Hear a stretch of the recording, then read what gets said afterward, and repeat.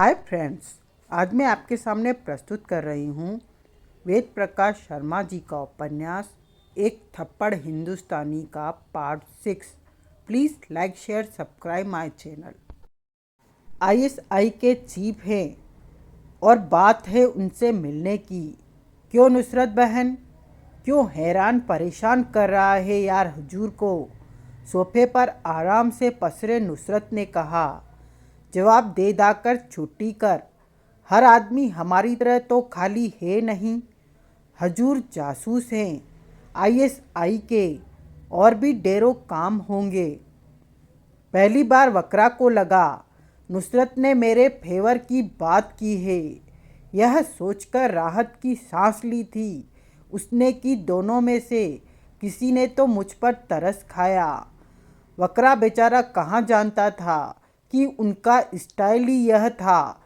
एक अपने बीच फंसे शिकार के फेवर में बोलता था, दूसरा विरोध में, दूसरा फेवर में आता था तो पहला विरोध शुरू कर देता था। सामने वाले का दिमाग जाम करने का यही तो टेक्निक थी उनकी। नुसरत की बात खत्म होते ही तुगलक ने वकरा से कहा था, तो ठीक है, अपने चीफ से कहना हम अगले साल आज ही के दिन उनसे मिलने के लिए आएंगे। तुगलक के विचित्र जवाब ने वकरा की खोपड़ी घुमा दी। अबे क्या उटपटांग जवाब दे रहा है हजूर को? नुसरत मानो भड़क उठा। इनके द्वारा किए गए मैसेज के पहले हिस्से को भूल गया क्या? आईएसआई के चीफ हमसे जनरल साहब की सुरक्षा व्यवस्था के संबंध में मिलना चाहते हैं। एक साल में तो छटंकी, उनके गाल पर एक थप्पड़ तो क्या, पूरा मुंह ही थपेड़ कर अपने बेडरूम में जा लेटेगा। उसके बाद चीफ साहब से मिलकर क्या मार देगा तू? तो 1 महीने बाद का टाइम दे दूं? तुगलक ने पूछा। फिर वही कूड़ मगज वाली बात। अबे टाइम फौरन से भी पहले का देना पड़ेगा, वरना वो छटंकी। तभी तो रोक रहा था इन्हें। विचार विमर्श करके टाइम देने की बात कही थी। फौरन से पहले का टाइम हमारे पास है कहाँ? ये नहीं मानेगा हुजूर, थोड़ी देर बैठ ही जाइए आप। नुसरत ने वकरा से कहा, अभी डायरी शायरी देखकर अपॉइंटमेंट देते हैं, आइए। तुगलक हाथ पकड़कर उसे सोफे की तरफ ले चला। बेचारा वकरा करता भी तो क्या। तुगलक के साथ इस तरह सोफे की तरफ खींचता चला गया जैसे हिप्नोटाइज हो गया हो। चेहरे पर ऐसे भाव थे जैसे अकेला होता तो फूट फूट कर रो पड़ता। लग रहा था यहाँ आकर उसने अपने जीवन की सबसे बड़ी भूल की है। तुगलक ने उसे सोफे पर इस तरह बिठाया जैसे कांच का बना हो। फिर नुसरत की तरफ पलटकर बोला, हाँ तो नुसरत बहन, फरमाओ तुगलक भैया, चिंतन शुरू करें? कर दो। टीवी तो देखा ही होगा तुमने। देखा, जनरल साहब की कनपट्टी गर्म करने के लिए बड़ा गरमाया हुआ था छटंकी। इतना गरमाया हुआ था कि सारे पाकिस्तान में ऐसी गर्मी फैल गई जैसे सूरज टेबल लैंप बनकर हमारे इस अजीमोशान मुल्क के ठीक सिर पर भिनभिना रहा हो। जिधर देखो एक ही चर्चा। लोग साले इस तरह सड़क पर हड़बड़ाए हुए घूम रहे हैं जैसे अपने कपड़े फाड़ डालेंगे। सारा अमला हिल गया है। केवल हम दो हैं जो आराम से अपने फ्लैट में पड़े हैं। हमारी बात दूसरी है सरकार। क्यों दूसरी क्यों है? तीसरी क्यों नहीं है? और पहली बात क्या है? पहली बात यह है, जनाब जनरल साहब सहित पाकिस्तान का हर आदमी छटंकी के ऐलान से बौखला गया है। सब इसी उधेड़बुन में लगे हैं कि ऐसा हो गया तो क्या होगा, कैसे रोका जाए उसे। हमारी बात दूसरी इसलिए है क्योंकि हम जासूस हैं। छटंकी को गप मारने की आदत है, लंबी लंबी छोड़ने की बीमारी पाल बैठा है वह। जो मुंह में आई छोड़ दी, बस का उसके कुछ नहीं है। और हमारी बात तीसरी इसलिए नहीं है क्योंकि तीसरी बात कोई है ही नहीं। तुम्हारी इस दूसरी बात से सहमत नहीं हैं हम। नहीं हो तो न सही, ठेंगे से मेरे, मुझे क्या फ़र्क पड़ता है। तुम्हारी गर्ज हो तो बता दो, क्यों सहमत नहीं हो। छटंकी के बायोडेटा को जरा गोट कर दिमाग की मिक्सी में पीसो। आज तक उसने जितनी भी गप्पे मारी हैं, जितनी भी लंबी लंबी छोड़ी है, कमबख्त ने सब पूरी कर डाली। कहीं तुम यह तो नहीं कहना चाहते कि वह जनरल साहब की कनपटी पर थप्पड़ मारकर ही दम लेगा। जीवन में पहली बार बात तुम्हारे दिमाग के खांचे में पूरी तरह फिट जाकर बैठी है। हमारे कहने का तात्पर्य यही था। बात दिमाग के खांचे में जाकर अभी बैठी नहीं है, सावधान की मुद्रा में खड़ी है। अगर ऐसा है तो ऐसा ही सही। एकाध थप्पड़ वह जनरल साहब के कान पर मार भी देगा तो क्या फर्क पड़ेगा, मर तो जाएंगे नहीं जनरल साहब। वही मैं सोच रहा था। सोचने की ताकत कब से आई तेरे खोपड़े में? कई जन्म से थी, आज भी है। तेरी समझ में आ जाई है तो कसूर मेरा नहीं। सोच में ये रहा था। छटंकी ने ये बात क्या कही? वाह मियाँ, तुम फर्स्ट आए। अभी तक तुम्हें यही पता नहीं है कि उसने कहा क्या है। यह मतलब नहीं था मेरा। और क्या मतलब था? मतलब ये था, ये थप्पड़ मारने का फैसला क्यों किया गधे ने? अरे फैसला ही करना था तो जनरल साहब को गोली मारने का करता, बम से उड़ा देने का करता, या कम से कम ईंट मारकर सिर फोड़ देने का तो करता। जनरल साहब जान से भी नहीं जाते तो कम से कम डॉक्टर का मुंह तो देखते। पट्टे ने थप्पड़ मारने की बात कही, केवल थप्पड़ मारने की। मुझे तो वह कुछ सनक गया सा लगता है। बात तो वाइक सोचने वाली है, जरा सोचने दे मुझे। इतना जोर मत डाल दिमाग पर, ब्लास्ट हो जाएगा। मैंने सब सोच लिया है, जवाब दिए देता हूँ बकरा साहब को। वैसे भी इन्हें जाने की जल्दी है। कहने के बाद नुसरत बकरा की तरफ घूमा और कहता चला गया, हाँ तो बकरा साहब, हमारे चीफ के लिए हमारा जवाब ये है कि वे जनरल साहब से कह दें, फिलहाल हमारे पास उनसे मिलने का टाइम नहीं है। हम अति महत्वपूर्ण कामों में उलझे हुए हैं। जहाँ तक किस्सा इस मसले का है तो हमारे ख्याल से तो यह कोई मसला ही नहीं है।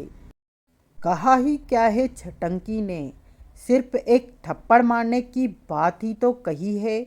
वैसे तो हमें उम्मीद है आईएसआई के रहते हुए वह थप्पड़ भी नहीं मार सकेगा, और हम कहते हैं मार भी गया तो क्या गजब हो जाएगा, बिगड़ ही क्या जाएगा। जनरल साहब का या पाकिस्तान का अपने हाथ से गाल की थोड़ी सी मालिश करेंगे और बस। थप्पड़ चाहे कितना तगड़ा हो, उसका असर खत्म। और वैसे भी हल्का फुल्का थप्पड़ तो जनरल साहब के गाल पर हमारी तरफ से भी पड़ना चाहिए। पूछो क्यों? क्यों? बुरी तरह हैरान बकरा के मुंह से यही एक शब्द निकल सका, क्योंकि कभी वो भारत को भुगत लेने की धमकी देते हैं, कभी बातचीत करने की बात कहते हैं। एकाएक तुगलक उछल पड़ा। सोच लिया। क्या सोच लिया? यह कि छटंकी ने थप्पड़ ही मारने का ऐलान क्यों किया? क्यों किया? छटंकी की सोच बड़ी गहरी निकली नुसरत मियाँ। उसकी तह में जाने के लिए मुझे पाताल की तलहटी में जाना पड़ा, इसलिए थोड़ी देर के लिए यहाँ से गायब हो गया था।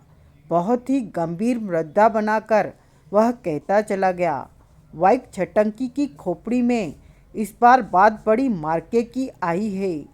अबे प्रसंती गान ही गाए जाएगा या कुछ बताएगा भी? पहले मेरे कुछ गंभीर सवालों का जवाब उगल पूछ। अगर छटंकी जनरल साहब को गोली मारने का ऐलान करता तो उनके कितने नज़दीक जाने की ज़रूरत पड़ती? यह तो इस पर डिपेंड है कि वह गोली किस गन से मारता। हर गन की रेंज अलग होती है, यानी काम दूर से ही हो जाता ना? बिल्कुल हो जाता। और अगर वह उन्हें बम ब्लास्ट में उड़ाने का ऐलान करता, वह भी दूर से ही हो जाता। जबकि थप्पड़ मारने के लिए उसे जनरल साहब के नज़दीक, बेहद नज़दीक जाना पड़ेगा, ज़्यादा रिस्क उठाना पड़ेगा। वही तो मैं कह रहा हूँ यार। मैं बात तेरे बेजे में आलथी पालथी मारकर बैठ क्यों नहीं रही? बेवकूफ़ नंबर 1 है साला। इतना रिस्क उठाएगा केवल एक थप्पड़ मारने के लिए?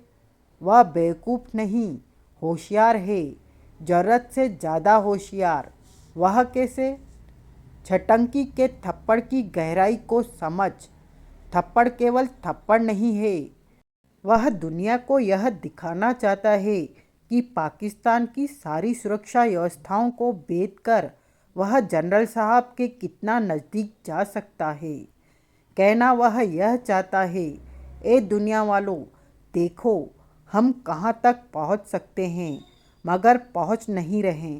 अर्थात जनरल साहब का क्रियाक्रम करने की कुव्वत रखने के बावजूद क्रियाक्रम नहीं कर रहे हैं। मतलब हिंदुस्तान में तुम जो कर रहे हो फौरन उसे बंद कर दो, वरना जो जनरल साहब के इतना नज़दीक पहुंच सकता है कि उसे थप्पड़ मार सके, उसके लिए उन्हें उड़ा देना कितना आसान है। ये तो देला हो जाएगी पाकिस्तान की। यही तो करने की ठानी है उसने। तभी तो कह रहा हूँ, ये थप्पड़ केवल थप्पड़ नहीं होगा, पाकिस्तान की नाक पकड़कर धूल में रगड़ देना होगा। कह तो मैया तुम ठीक ही रहे हो। एक बात और, उसे भी उगल। थप्पड़ मारना उतना बड़ा जुर्म नहीं है जितना किसी को उड़ा देना। कल अगर उस पर मुकदमा भी चला तो? बस मियाँ बस, अब ज़्यादा भाषण देने की ज़रूरत नहीं है। मेरी समझदारी में यह बात घुस गई। छटंकी ने जो ऐलान किया है बहुत सोच समझकर किया है, और अब जवाब भी हमें सोच समझकर ही देना होगा। सोचने समझने की ज़रूरत ही कहाँ रह गई इसमें? तुगलक ने कहा। इंडियन आर्टिस्ट रेखा की तरह सीधी सी बात है। छटंकी अगर जनरल साहब का कत्ल करने निकला होता तो मुमकिन है हम ये सोचकर अपने इसी फ्लैट में आराम फरमाते रहते कि एक जनरल साहब के मर जाने से पाकिस्तान की आबादी पर कोई फर्क नहीं पड़ेगा, क्योंकि बदले में उसी क्षण 150 बच्चे बाहर आकर ऊँआ ऊँआ करने लगते। पर ये मामला तो हमारे इस अजीमोशान मुल्क की मिट्टी पलीत कर देने का है। इसे हम नहीं झेल सकते। अब आई है तेरी समझन में पूरी बात। अभी पूरी बात समझन में नहीं आई है। क्यों, क्या रह गया? सबसे पहले तो यही रह गया कि छटंकी ने इतनी जरूरत की तो कैसे की? क्यों मियाँ? किसी भी शख्स को भला किसी भी किस्म की जुर्रत करने से क्या परहेज हो सकता है, ये मतलब नहीं था मेरा। जो था उसे उगल। कहना मैं यह चाहता हूँ, थप्पड़ मारने का यह ऐलान करते वक्त एक सेकंड के लिए, क्या केवल एक सेकंड के लिए भी उस कमबख्त के खोपड़े में यह ख्याल नहीं आया था कि यह ऐलान वह कर किन महान हस्तियों के मुल्क के खिलाफ रहा है? मेरे ख्याल से तो नहीं आया होगा। इस ख्याल की वजह आ जाता तो पेशाब नहीं निकल जाता उसका। ख्याल में कई किलो वजन है। नुसरत तुगलक का ख्याल आने पर तो अच्छे अच्छों के अंडरवियर गीले हो जाते हैं। उस छटंकी की तो बिसात ही क्या, साला न पिद्दी का शोरबा। यही सोच सोच कर हलकान हो रहा था मैं, यह जानते बूझते उसने ऐलान कैसे कर दिया कि यह मुल्क नुसरत तुगलक का है। उसकी समझ में असली बात आ गई तो बीच चौराहे पर नंगा करके बेत बरसाएंगे। बात यही ठीक है। ऐलान करते वक्त उसे हमारा ख्याल ही नहीं आया होगा। आया होगा तो ऐलान ही नहीं कर पाता। हो जाता है, अक्सर हो जाता है ऐसा।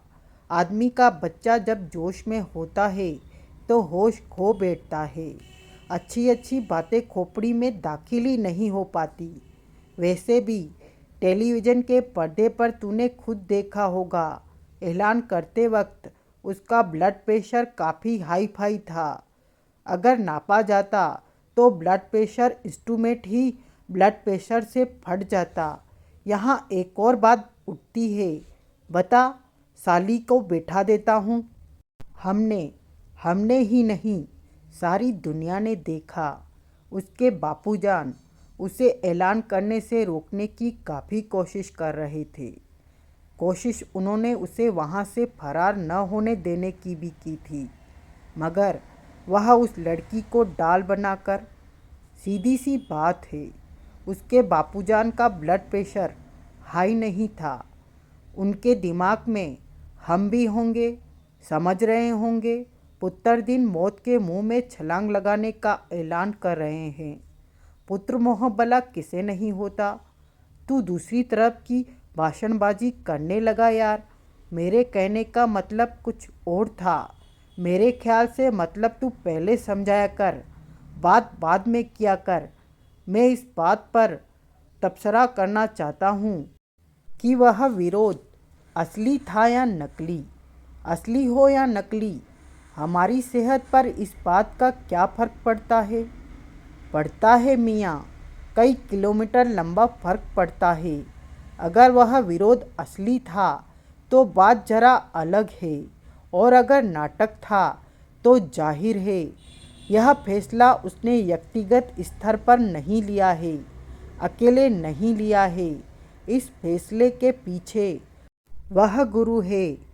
क्या नाम है यार उसका, वह विजय? हाँ, शायद यही नाम है। और वही क्यों, छटंकी का बाप अगर नाटक कर रहा था तो मतलब ये हुआ इस फैसले के पीछे मुकम्मल भारत सरकार है। सरकार इस नाटक के साथ उसे जनरल साहब का मुंह थपेड़ने भेज रही है कि खुद वह ऐसा नहीं चाहती। लड़का भड़क गया है तो कोई क्या कर सकता है। इस मामले में मेरी एक सलाह है, दे। लड़का सचमुच भड़क गया हो या इंडियन गवर्नमेंट के साथ उसकी नूरा कुश्ती चल रही हो, पकड़नी हमें यही बात है कि ये कुश्ती नूरा है। उसे पाकिस्तान भेजकर जनरल साहब की कनपटी लाल करने का षड्यंत्र भारतीय सरकार ने रचा है। जनरल साहब सहित पाकिस्तान के हर हुक्मरान को एक ही सुर में यही राग अलापना है, ताकि भारत सरकार बदनाम हो और हमें विश्व का समर्थन मिले। जिस तरह शेर का एहसास आसपास करते ही सभी सियार एक साथ हुआ हुआ करने लगते हैं, ठीक उसी प्रकार हमारे हुक्मरानों को शोर मचा देना है कि छटंकी को भारत सरकार ही पाकिस्तान भेज रही है। ये काम तो फौरन शुरू हो जाना चाहिए। तो चले कहाँ? वही जहाँ हमें बकरा साहब ले जाने आए हैं। चलो कहने से पहले ही तुगलक खड़ा हो चुका था। चलो मियाँ, हो गया फैसला। नुसरत ने बकरा का हाथ पकड़कर सोफे से उठाया। फौरन से भी पहले हम तुम्हारे चीफ से मिलने चल रहे हैं। आगे की गुफ्तगू अब गाड़ी में ही होगी। बकरा उनके साथ खींचता चला गया। यह सोच सोचकर बकरा के तिरपन काँप रहे थे कि अब गाड़ी में भी उन्हें झेलना पड़ेगा। 5वें दिन का अखबार देखकर विकास के होठों पर मुस्कान फैल गई। फ्रंट पेज पर उसका काफ़ी बड़ा फोटो छपा गया था।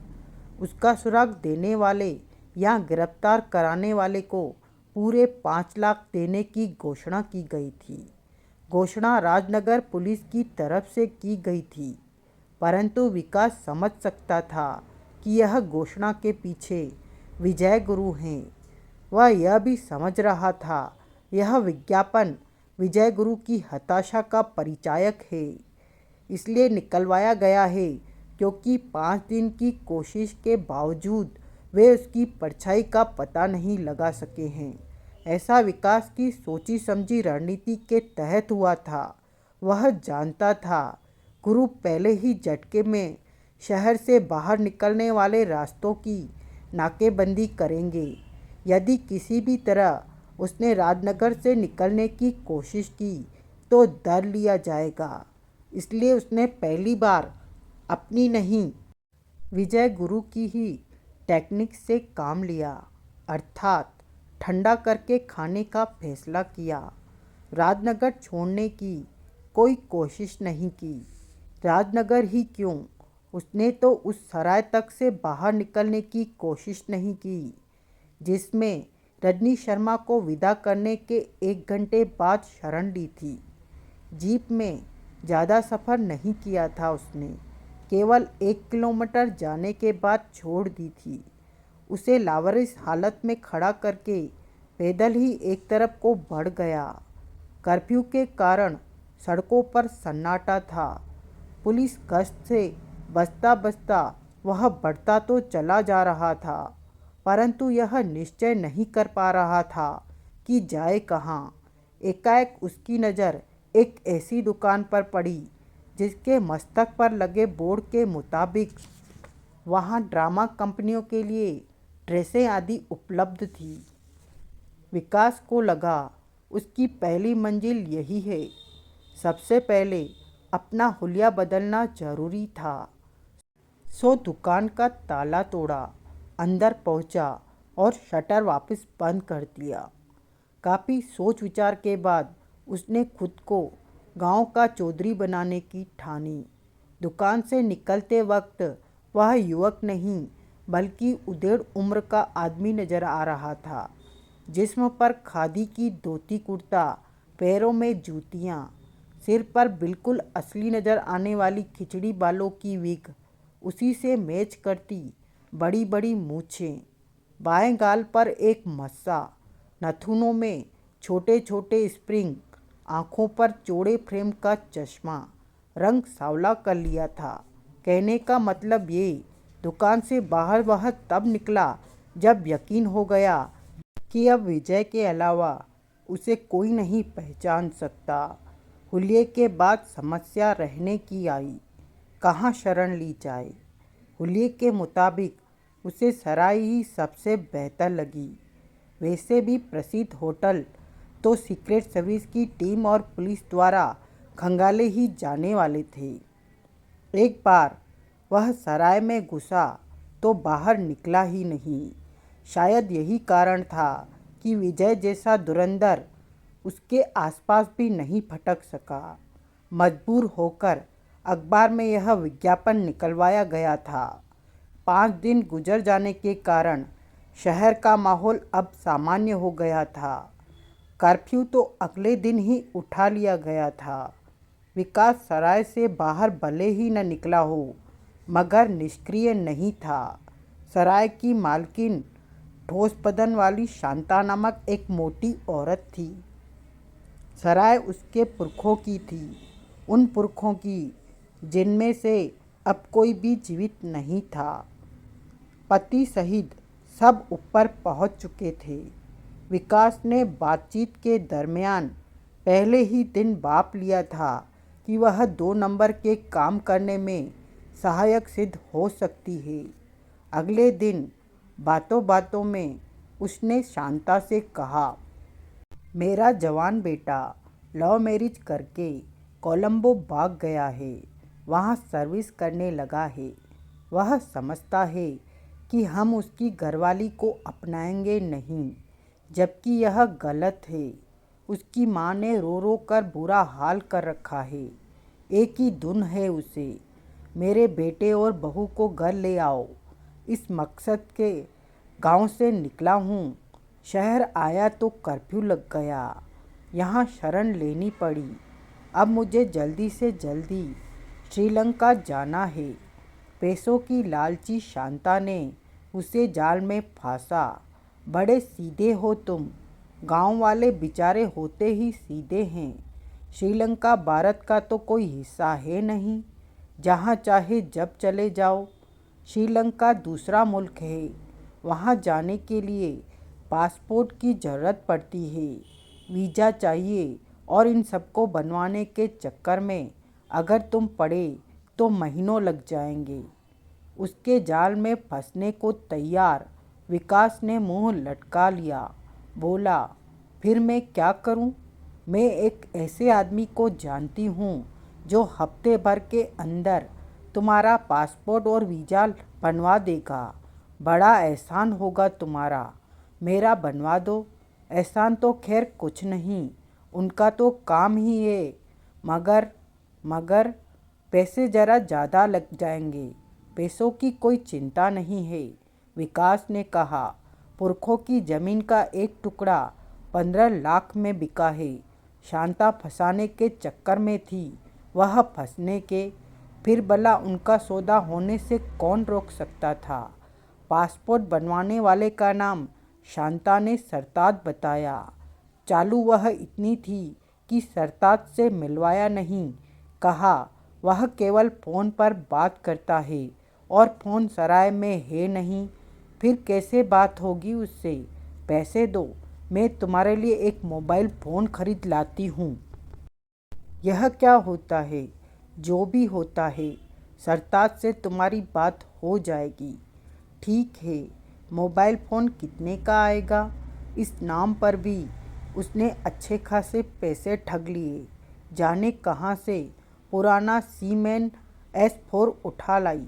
एक प्रीपेड कार्ड के जरिए सरताज से पहले खुद बात की, पूरा केस समझाया और फ़ोन विकास के हाथ में पकड़ा दिया।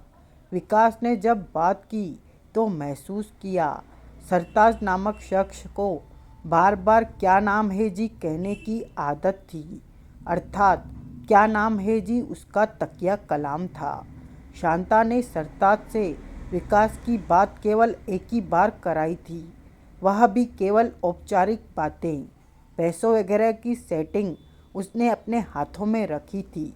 विकास समझ रहा था शांता मौके का भरपूर फ़ायदा उठाने के चक्कर में थी। ज़्यादा से ज़्यादा पैसा ऐंठ लेना चाहती थी वह। भला विकास को भी क्या दिक्कत हो सकती थी? उसे काम से मतलब था। पासपोर्ट के लिए फ़ोटो की ज़रूरत पड़ी। शांता ने सोचा, फ़ोटो खिंचवाने अगर वह बाहर गया और अपने सीधेपन में किसी और से अपने मिशन के बारे में कह बैठा तो आसामी को कहीं कोई और न ले उड़े। इसलिए फोटोग्राफर को उसने सराय में ही बुलवा लिया। विकास की स्थिति अंधे को क्या चाहिए, 2 आंखें वाली थी। बाहर निकलने पर खतरा हो सकता था। काम सराय में बैठे बैठे हो रहा था। इससे बेहतर विकास के लिए और क्या हो सकता था? पासपोर्ट बनने की प्रक्रिया शुरू हो गई। शांता उसे बुरी तरह लूट रही थी और विकास को लूटने में ही भलाई नजर आ रही थी। श्रीलंका जाने का प्रोग्राम उसने जानबूझकर बनाया था। सीधे सीधे पाकिस्तान जाने से बड़ी बेवकूफ़ी भला क्या हो सकती थी? दिमाग में श्रीलंका से पाकिस्तान जाने की बात थी। अखबार पढ़ने के बाद उसने मेज पर डाला ही था कि शांता अपनी मूसल जैसी टांगों से दमदम करती कमरे में आ घुसी। वह हमेशा की तरह एक फ्रॉक पहने हुए थी। आज विकास को उसका मुंह कुछ ठीक नहीं लगा। आते ही बोली, सरताज का फ़ोन आया था। पासपोर्ट बन गया? वही बता रहा था, बन गया है, आज ही मिल जाएगा। मगर मगर पता नहीं साले को क्या जिद चढ़ गई है। कहता है पासपोर्ट उसी को दूंगा जिसका है। शायद उसे यह डर है कि मैंने किसी ऐसे आदमी का पासपोर्ट बनवा लिया है जो इस दुनिया में है ही नहीं। तो इसमें क्या दिक्कत है? विकास ने कहा, वह यहाँ आ जाएगा, पासपोर्ट मुझे दे देगा। यहाँ आने को भी तैयार नहीं है। क्यों? ऊपर वाला जाने। कहता है 12 बजे होटल हेवेंस के हॉल में मिलेगा, पार्टी को वहीं भेज दो। झटका सा लगा विकास को। दिमाग में सवाल कूदा, कहीं कोई खतरा तो नहीं है? पासपोर्ट बनवाने की ताक में लगे सरताज को विजय गुरु ने कहीं सूंघ तो नहीं लिया है? मगर फिर सिर को झटका दिया उसने। सोचा, इतने शक करने से कैसे काम चलेगा? निकलना तो है ही, तो रिस्क तो लेना ही होगा। कहाँ? ठीक है, वहाँ चला जाता हूँ। कहाँ है यह होटल? है तो पास ही में, मगर वहाँ तुम इन कपड़ों में नहीं जा सकते। उसने धोती कुर्ते की तरफ इशारा किया। क्यों? क्या कमी है इनमें? अच्छे खासे धुले हुए हैं। सुबह ही तो तुमने लॉन्ड्री से। होटल हेवेंस में धोती कुर्ता पहनने वालों की एंट्री नहीं है। एंट्री क्या मतलब? जिसने ये कपड़े पहन रखे हों उसे वहाँ का दरबान अंदर नहीं घुसने देता। भला ये क्या बात हुई? नियम है वहाँ का। नियम कहाँ? यह तो अंधेर गर्दी हुई। मैं तो पहनता ही ये हूँ। वहाँ जाने के लिए तुम्हें अंग्रेजी कपड़े पहनने पड़ेंगे। हद हो गई भैया। हिंदुस्तान में हिंदुस्तानी कपड़े नहीं पहन सकते, मगर अंग्रेजी कपड़े आएंगे कहाँ से? बाजार से आएंगे, और कहाँ से आते? सिलने में तो कई दिन लग जाएंगे। सिले सिलाए आते हैं। वाह, ये तो बड़ी अच्छी बात है।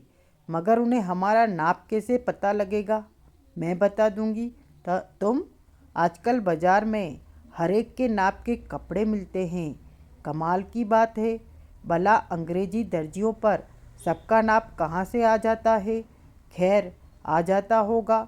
मैं इस पचड़े में क्यों पड़ूं? कपड़े मिल सकते हैं तो ले आओ। इसमें परेशानी क्या है? पैसे चाहिए। कितने? शांता ने तपाक से कहा। 25,000। विकास ने उसे घूरा। शांता पूरी ढीठ थी।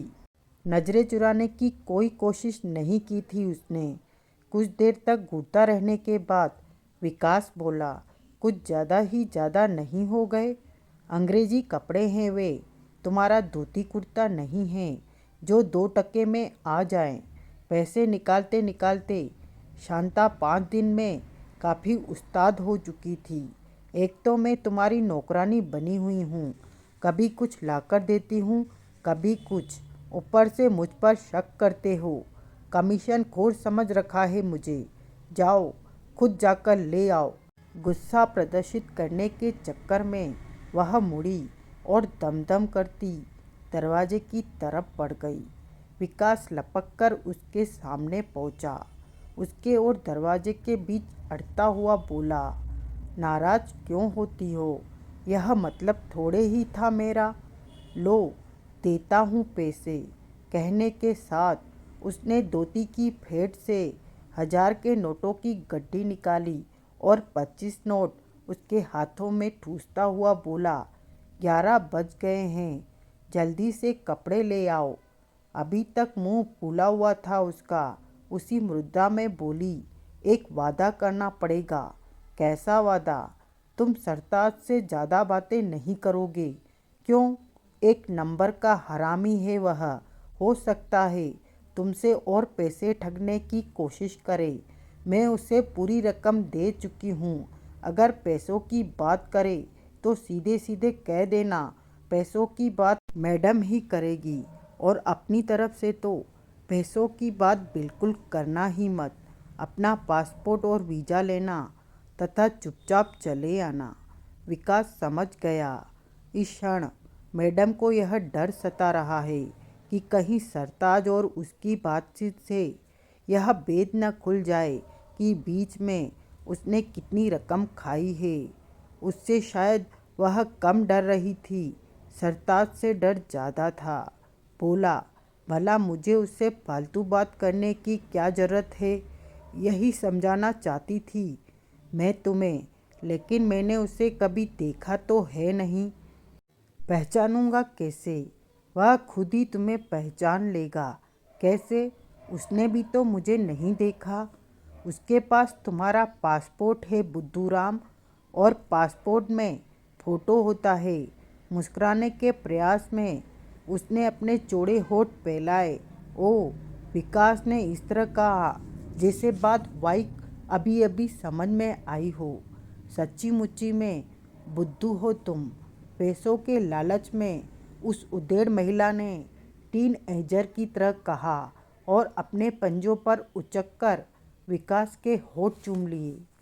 होटल हेवेंस सकरी सी गली के अंदर एक छोटा सा होटल था, बल्कि अगर उसे होटल की जगह थर्ड क्लास शराब खाना भी कहा जाए तो गलत नहीं होगा। वहाँ धोती कुर्ता तो क्या, लुंगी और बनियान पहनकर भी जाया जा सकता था।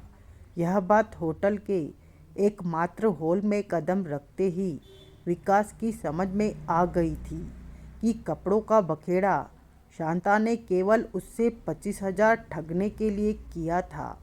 उसने कहीं पढ़ लिया होगा कुछ 5 सितारा होटल में धोती कुर्ते वालों को नहीं घुसने दिया जाता। बस अपनी इसी जानकारी का लाभ उठा लिया था उसने। उसी के परिणाम स्वरूप विकास के शानदार जिस्म पर इस वक्त धोती कुर्ते के स्थान पर शानदार चमकीला सफ़ेद सूट नजर आ रहा था। काउंटर से टेक लगाए वह किसी छटे हुए सेठ के बाती सिगार में कश लगा रहा था। हॉल में शायद आज कुछ विशेष आयोजन था, तभी तो हॉल की लगभग समस्त सीटें फुल हो चुकी थी। वेटर तत्परता के साथ कार्य कर रहे थे।